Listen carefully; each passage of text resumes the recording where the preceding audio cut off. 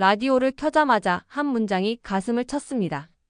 병원까지 1.2km 구급차 지연 1시간 47분, 그리고 사망 1명. 안타까운 소식이었어요. 아프리카 탄자니아 다르에스살람, 1929년에 멈춘 낡은 다리 앞에서 도시가 매일 피눈물을 흘리던 그때 모두가 포기한 자리에 태극기 한 장이 조용히 섰습니다. 젊은 감독관 리디아 은조, 그리고 이름을 감춘 한국 기술자들. 이건 사업이 아니라 생명입니다. 그 한마디와 함께 강을 가로지르는 두 번째 길이 설계되기 시작했지요. 폭우와 조류 의혹과 정치의 파도까지 모든 것이 이 공사를 막아섰지만 한국은 말 대신 결과로 답하려 합니다. 과연 불가능이라던 그 강 위에 사람을 살리는 다리가 서게 될까요? 여러분, 오늘 이야기는 우정과 약속, 그리고 기술의 양심에 관한 기록입니다. 지금 그 이야기를 시작합니다. 1초만 시간을 내어 감동 후 라이드를 구독해주세요. 그럼 바로 시작할게요. 저는 다르에스살람 도로청의 젊은 여성 감독관 리디아 은조입니다. 제 나이는 34살이지만 저는 이 도시의 수많은 비극을 매일 아침 맞이하는 아주 무거운 직업을 가지고 있습니다. 아프리카의 태양이 뜨겁게 떠오르는 아침, 저는 출근하자마자 매일 작성해야 하는 잔인한 보고서를 손에 들었습니다. 보고서의 첫 줄은 저의 심장을 칼로 찌르는 듯 했습니다. 병원까지 1.2km. 구급차 지연 1시간 47분. 사망 1건. 1.2km라는 아주 짧은 거리가 살고 죽는 냉혹한 현실로 바뀌는 것이었습니다. 저는 창밖을 바라보았습니다. 창밖에는 셀렌더 다리 앞에서부터 시작된 브레이크 불빛이 끝없이 이어지는 모습이었습니다. 수많은 사람들이 옴짝달싹 못한 채 뜨거운 아스팔트 위에서 좌절하고 있었죠. 다리 위에서 길이 꽉 막히는 이 일은 도시의 경제를 막을 뿐 아니라 사람의 목숨까지 앗아가는 무서운 병이었습니다. 저는 20년 이상 경력을 가진 다른 선배 감독관들과는 생각이 달랐습니다. 그들은 다리 확장이나 기존 다리 보수만을 이야기했지만 저는 확신했습니다. 이 비극을 끝낼 유일한 해답은 바로 두 번째 다리를 새로 건설하는 것뿐이라고 말입니다. 하지만 현실은 냉혹했습니다. 이 도시는 1929년에 만들어진 낡은 다리에 갇혀 있었습니다. 새 다리를 놓는 일은 엄청난 돈과 세상에서 가장 뛰어난 기술을 필요로 했습니다. 저는 창밖의 붉은 브레이크 불빛을 보며 주먹을 꽉 쥐었습니다. 제 눈에는 그 불빛이 마치 멈춰버린 생명을 상징하는 것처럼 보였습니다. 매번 1.2km를 사이에 두고 삶과 죽음이 갈리는 이 현실에 저는 매일 분노와 슬픔을 느꼈습니다. 구급차가 멈춰 서서 아무것도 할 수 없을 때 환자의 가족들이 겪을 고통을 저는 너무나 잘 알고 있었습니다. 이 길 하나가 사람을 살리고 죽이는 당연한 정의를 저는 반드시 실현해야 했습니다. 저는 이 도로청의 젊은 감독관이지만 이 도시의 미래와 생명이 저에게 달려있다고 생각했습니다. 1시간 47분이라는 긴 지연 시간, 그 시간은 곧 수많은 사람들의 희망이 꺼지는 시간이었습니다. 저는 이 고통스러운 출근길을 끝내기 위해서라도 반드시 새로운 다리를 건설해야 한다는 사명감에 불탔습니다. 저의 이 작은 보고서 한 줄이 새로운 기적의 시작이 될 것이라고 저는 굳게 믿었습니다. 저는 새로운 다리 건설을 위해 전 세계의 큰 건설사들을 접촉했습니다.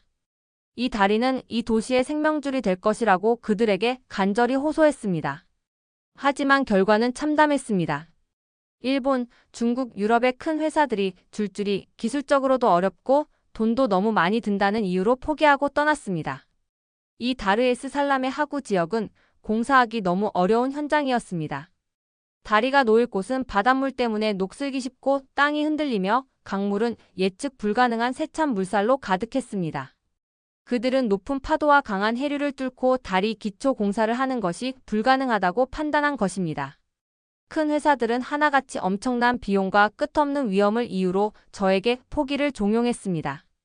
저는 한국 정부가 돕는 기관인 코이카에 마지막 희망을 걸었습니다. 한국은 아프리카에서 작지만 성실하고 약속을 지키는 나라로 알려져 있었기 때문입니다. 하지만 며칠 뒤 코이카에서도 지금 시점에서는 돕기가 어렵다는 답변이 돌아왔습니다. 저는 절망했습니다. 한국마저 포기라는 속보 자막이 머릿속에 떠오르는 듯 했습니다. 모두가 이 도시의 생명줄을 포기한 자리였습니다. 저는 그때 어린 시절의 아픈 기억이 떠올랐습니다. 과거 빚을 지게 만들어 나라를 어렵게 만든 중국의 사업 때문에 마을 전체가 빚더미에 앉아 무너졌던 고향의 기억이었습니다. 저는 그 이후로 외국 기업들에 대해 뿌리 깊은 의심을 가지고 있었습니다. 그들은 언제나 돈을 위해 왔다가 문제가 생기면 약속을 저버리고 떠나는 존재라고 저는 생각했습니다. 저는 회의실에 앉아 깊은 한숨을 내쉬었습니다. 이 도시의 생명은 이대로 멈춰버리는 걸까요? 저는 분노와 배신감이 뒤섞인 현실적인 감정 속에서 괴로웠습니다. 모두가 이 다리 건설을 포기했고 저의 믿음도 흔들리기 시작했습니다. 하지만 저는 포기할 수 없었습니다. 저는 구급차 지연으로 인해 사랑하는 사람을 잃은 가족들의 눈물을 보았습니다. 저는 그들의 배신에 대한 기억을 딛고 이 어려운 현장에 진정한 파트너가 나타날 수 있을 것이라는 작은 희망을 놓지 않았습니다. 이 거대한 절망 속에서도 저는 기적과 같은 반전이 일어나기를 간절히 기도했습니다. 이 어려운 땅에 과연 어떤 기적이 찾아올까요? 모두가 포기하고 절망했던 그로부터 3개월이 지난 뒤였습니다. 저는 일상 업무를 처리하고 있었는데 생각지 못한 소식이 들려왔습니다. 한국의 큰 건설사인 GS건설이 다르에스살람에 자기 힘만으로 다리를 놓겠다고 나선 이를 들고 전격 상륙했다는 소식이었습니다. 저는 믿기지 않았습니다. 이미 한국 정부가 돕는 기관까지 지원이 어렵다고 했던 그 너무 어려운 현장에 한국의 민간 기업이 혼자서 모든 위험을 감수하겠다는 제안을 들고 온 것입니다. 저는 그들의 사무실로 달려갔습니다. 저를 맞이한 한국팀은 차분하고 진지했습니다. 그들은 시끄러운 말 대신 실질적인 청사진을 제시했습니다. 그들이 내민 설계도는 정말 놀라웠습니다. 그들은 이 다리의 핵심을 기둥을 낮게 세우고 튼튼한 줄로 다리를 받치는 설계로 잡았습니다. 이 방식은 루마니아의 강한 바람과 땅의 불안정에 완벽하게 대응할 수 있는 가장 기술적으로 합리적인 해답이었습니다. 그들은 또한 아주 크고 튼튼한 기둥과 녹슬지 않는 아주 강한 쇠줄을 사용하여 바닷물 부식과 흔들리는 땅 문제를 원천적으로 막겠다고 약속했습니다. 더 놀라운 것은 그들이 준비한 것이었습니다. 3차원 영상은 물론 다리의 작은 모형까지 완벽하게 만들어 가져온 것입니다. 그들의 준비성은 다른 어떤 회사와도 비교할 수 없을 정도로 완벽했습니다. 저는 그들의 장인 정신과 끈기에 깊이 감동했습니다. 김영민 한국팀 대표는 저를 보며 진심 어린 눈빛으로 말했습니다. 리디아 감독관님, 저희는 이 다리를 사업이 아니라 우정이라고 생각합니다. 한국도 전쟁 후 폐허에서 다리를 놓았던 가난한 나라였습니다. 우리는 이 도시의 고통을 잘 알고 있습니다. 그리고 그는 저에게 가장 깜짝 놀랄 만한 조건을 제시했습니다. 돈을 미리 받지 않고 공사를 시작하겠습니다. 그리고 품질은 30년 동안 책임지겠습니다. 30년 품질 보증. 이것은 제가 들어본 적 없는 파격적인 약속이었습니다. 다른 회사들은 계약 기간만 넘기려 했지만 한국은 손자의 세대까지 책임지겠다는 의지를 보여주었습니다. 저는 눈시울이 뜨거워지는 것을 느꼈습니다. 저는 사무실 현장 컨테이너 옆에 펄럭이는 태극기를 보았습니다. 그 태극기는 저에게 가난을 이겨낸 한국의 근성과 약속을 지켜온 믿음을 상징하는 것처럼 보였습니다. 이 예상 밖의 제안은 저에게 새로운 희망을 주었고 저는 그들의 의리를 믿기로 결심했습니다. 한국팀의 깜짝 놀랄 만한 단독 제안이 알려지자 다르에스살람에는 곧바로 의심의 물결이 몰아쳤습니다. 의회와 언론의 맹렬한 공격이 시작된 것입니다. 그들은 한국의 제안을 믿지 못하고 비웃었습니다. 중국처럼 빚을 지게 만드는 사업 아니냐. 저렇게 좋은 조건에는 반드시 속임수가 숨어 있다. 는 기사들이 쏟아져 나오며 사람들의 마음은 빠르게 흔들렸습니다. 한국팀은 묵묵히 공사를 준비했습니다. 그들은 말이 아닌 행동으로 믿음을 쌓으려 했습니다. 하지만 자연은 무서웠습니다. 비가 많이 오는 계절이 시작되자 다르에스살람 하구에는 예측할 수 없는 폭우가 쏟아졌고 물살은 급격히 세졌습니다. 제가 가장 걱정했던 문제가 터진 것입니다. 공사 현장에서는 물속의 다리 밑부분이 깎여 나가서 무너지는 일이 발생했습니다. 기초 부분이 무려 20cm나 깎여 나간 것입니다. 결국 이 문제로 인해 작은 안전사고 1건이 발생했고 저는 눈물을 머금고 공사를 잠시 멈춰야 했습니다.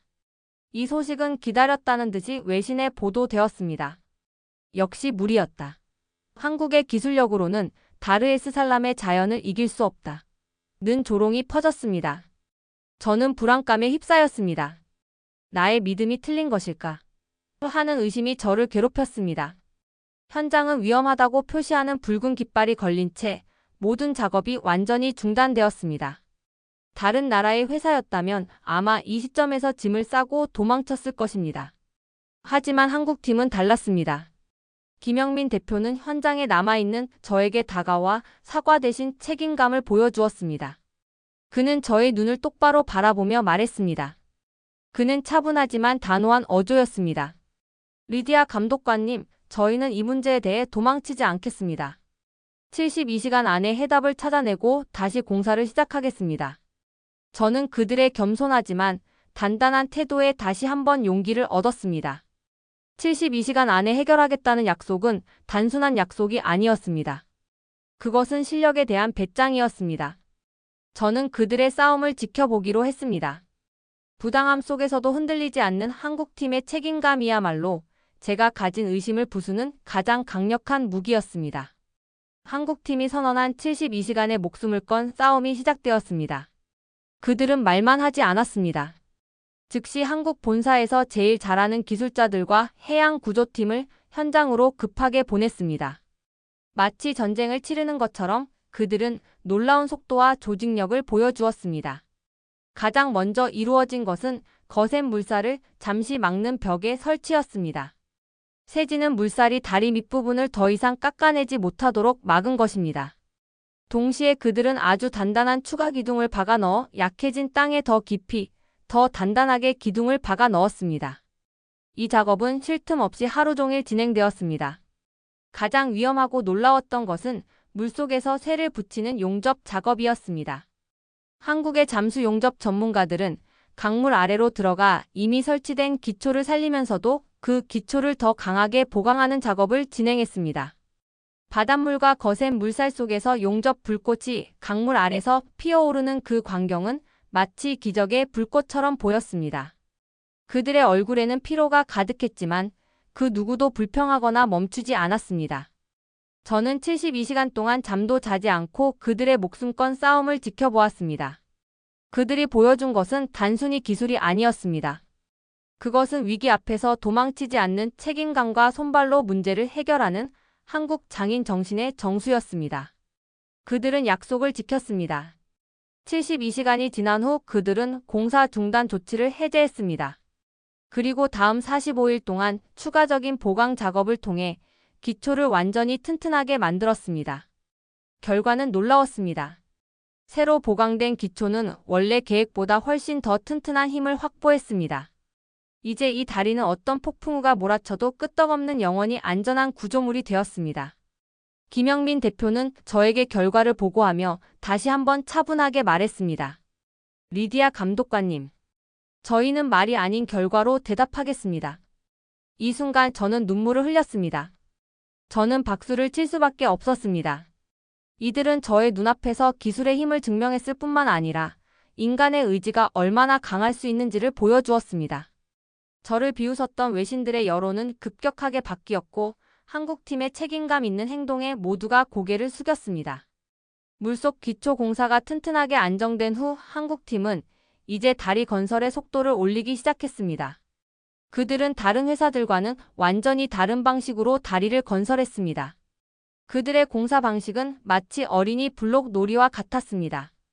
그들은 다리 상판을 현장이 아닌 안전한 공장 지역에서 미리 만들어 왔습니다. 그리고 이 상판들을 완성된 형태로 현장으로 가져와 레고처럼 맞춰 붙이는 조립 방식을 사용했습니다. 이 방식 덕분에 공사 기간은 놀랍게도 짧아졌고 현장에서의 위험도 줄일 수 있었습니다. 제가 감탄했던 낮은 주탑 설계는 강풍에 대한 저항력을 높여주었고 녹슬지 않는 특수 쇠줄은 바닷물 부식을 완벽하게 막았습니다. 마침내 1.37km의 웅장한 강철 다리가 다르에스살람의 강물 위에 아름답게 그려졌습니다. 이 다리는 단순히 두 땅을 잇는 구조물이 아니었습니다. 그것은 믿음과 기술로 엮인 예술 작품이었습니다. 개통을 앞두고 이 다리의 이름을 정하는 문제로 도시 전체가 뜨겁게 달아올랐습니다. 시민들은 고마운 마음을 담아 코리아 브릿지 라고 외치며 한국의 이름을 붙이기를 원했습니다. 하지만 한국팀은 또다시 놀라운 겸손함을 보여주었습니다. 김영민 대표는 다르에스살람 시민들을 향해 정중하게 거절했습니다. 이 다리는 다르에스살람 시민들의 미래와 생명을 위한 다리입니다. 저희는 영광스럽지만 다리에는 탄자니아의 이름을 붙여주시기를 간절히 요청드립니다. 이 욕심없는 선택은 도시 전체에 큰 감동을 주었습니다. 다른 강대국들은 지원을 빌미로 자기 나라 이름을 크게 새기려 했지만 한국은 이름을 내세우지 않는 따뜻한 마음과 약속을 지키는 태도를 보여주었습니다. 그들은 정말로 남 좋은 일을 조용히 해주고 있었습니다. 저는 한국의 품격에 다시 한번 깊이 감탄했습니다.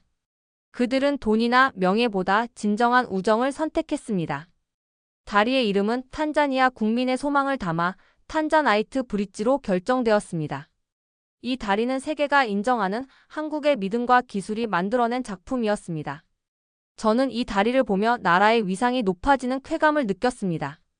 마침내 탄자나이트 브릿지가 개통되었습니다. 낡은 옛 셀렌더 다리와 새로운 탄자나이트 브릿지가 강물 위를 나란히 서 있는 모습은 과거와 미래가 함께하는 역사적인 광경이었습니다. 이 다리 개통으로 인해 이 도시에 어떤 변화가 일어났을까요? 출퇴근 시간은 이 시간에서 20분으로 짧아졌습니다. 무려 10배에 달하는 시간 단축이었습니다. 가장 중요한 것은 구급차가 제때 도착해서 사람을 살릴 수 있는 시간이 회복되었다는 사실이었습니다. 더 이상 1.2km 앞에서 사람이 목숨을 잃는 비극은 발생하지 않았습니다. 다리 덕분에 시장이 활발해지고 관광산업도 활기를 띠기 시작했습니다. 이 놀라운 성공은 전 세계의 주목을 받았습니다. CNN, BBC, 알자지라 등 국제적인 방송사들이 다르에스살람으로 달려와 저에게 질문했습니다. 그들은 믿기지 않는다는 듯이 물었죠. 미국, 유럽, 중국의 강대국이 모두 기술이나 돈 문제로 포기한 일을 어찌 한국이 해낼 수 있었습니까? 저는 리디아 은조 감독관으로서 외신 카메라 앞에서 가장 솔직한 답을 했습니다. 저는 더 이상 망설이지 않았습니다. 이 다리는 단순한 건설 사업이 아니었습니다. 이 다리는 한국의 외교였습니다. 약속을 지키고 파트너와 함께 성장하려는 외교였습니다. 저의 이 한 줄의 답은 외신 뉴스에 연달아 크게 보도되었습니다. 한국의 외교, 사람을 살리다. 기술과 신뢰의 K브릿지라는 자막들이 전 세계에 퍼져나갔습니다. 이 모든 것이 저에게는 속이 뻥 뚫리는 기쁨으로 다가왔습니다. 저는 깨달았습니다. 한국은 돈을 벌기 위해 다리를 놓은 것이 아니었습니다.